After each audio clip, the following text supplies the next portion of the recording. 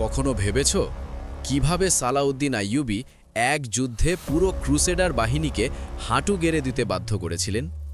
1187 সাল, জায়গা হাট্টিনের জ্বলন্ত সমভূমি। খ্রিস্টানদের রাজা গাই দ্য লুসিনিয়ান বিশাল বাহিনী নিয়ে এগিয়ে আসছে। তাদের লক্ষ্য মুসলিমদের শেষ করে দেওয়া। কিন্তু সালাউদ্দিন শুধু তলোয়ারের যোদ্ধা ছিলেন না, তিনি ছিলেন এক অসাধারণ কৌশলী নেতা।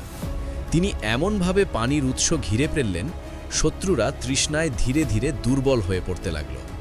তারপর যখন যুদ্ধ শুরু হলো, মুসলিম সেনারা আল্লাহু আকবার ধ্বনি তুলে ঝাঁপিয়ে পড়ল।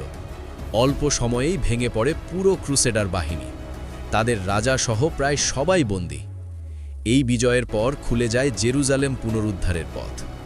হাট্টিনের এই যুদ্ধ শেখায়, ঈমান, ধৈর্য আর বুদ্ধি থাকলে অসম্ভবও সম্ভব। সালাউদ্দিন আজও এক অনুপ্রেরণা। ইতিহাসের এমন শক্তিশালী ঘটনা জানতে চাইলে ফলো করো নট ক্যাজুয়াল।